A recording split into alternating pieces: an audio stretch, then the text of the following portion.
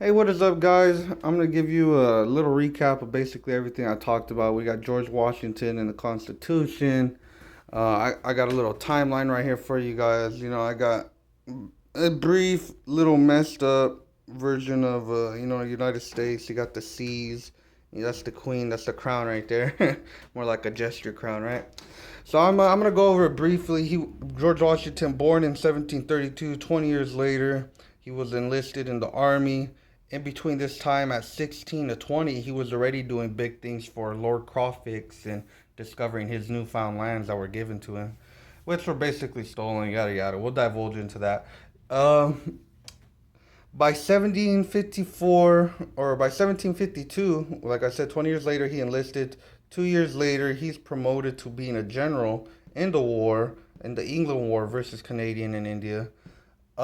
He does that all the way up until like 59, and from 59 basically to 1770, he's working on his plantation.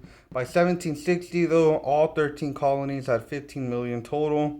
Uh, you know, in Boston alone, there was 2K redcoats, uh, but they still allowed the type of control. From about 56 all the way over here, they're putting in new laws. Law. People are protesting it. They took one away, put in a new law saying you can't protest our laws no more, right? That's how England worked. That's how the bureaucrats work. That's how the, uh, what's the word? What's the word? I don't know. I'll think of it. I'll think about it later.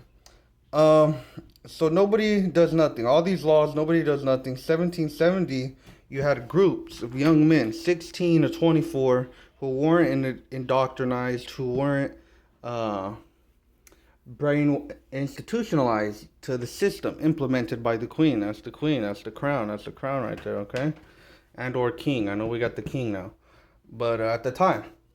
Well, nobody does nothing. We have these groups of young men, brave, strong, patriot. One name of the group's Patriots, another is the Sons of Liberty, and so on and so forth. They had different names throughout the colonies. They're all uniting the people. We need to be together. We need to be strong. All the older men have already given up on themselves, their hopes, their dreams, their country, their newfound land. These kids were born here. These kids love this place. They're attached to this place. They have memories with this place, right?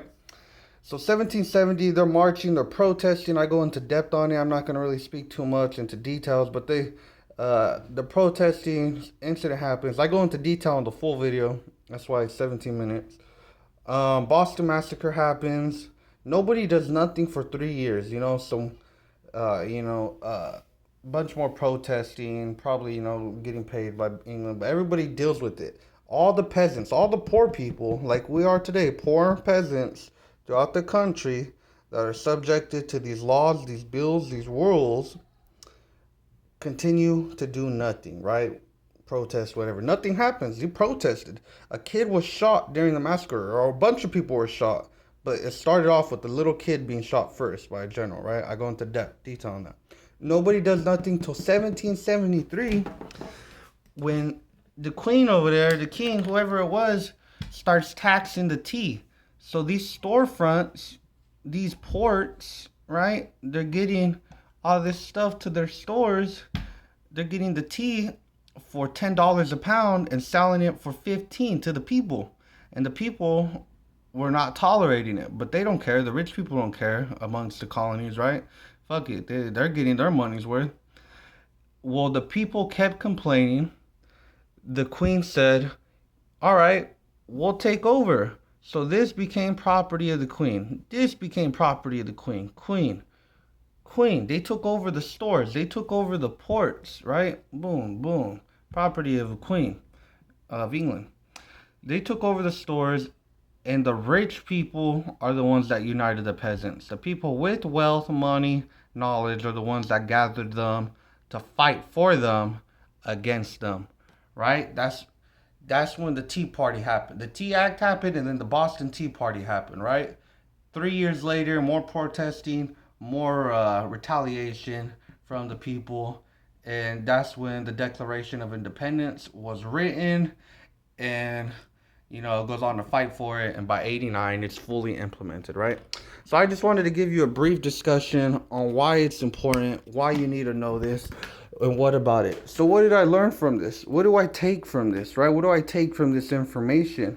at a time where we were ruled by these other countries, which, is kind of more undercover now and it's not on the slate. At a time when we were ruled by these other countries, these people did nothing. They did nothing for so long.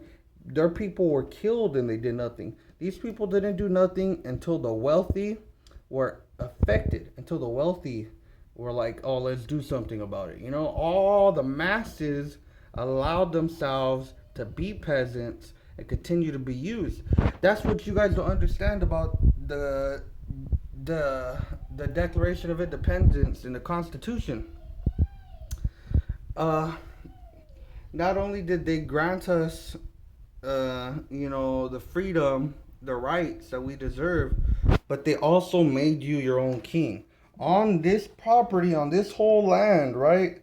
It made you a king when you were born here. It made you untouchable by their law, by any other country's law. And we have slowly subjected ourselves to the same type of rule. You know what I'm saying? And it was a slow process. It wasn't us who allowed it. Our grandparents allowed it. We were just born into it. Um, but I just wanted to give you a recap of why this was important. The people, the masses do nothing. It was people from this age group that united everybody, that were not necessarily uniting everybody, but were waking people up, that were uniting each other and working together. And eventually, when led by the wealth, were ready to go to war with them. The redcoats are back in blue. The redcoats are back in blue. All for educational purposes. Disclaimer.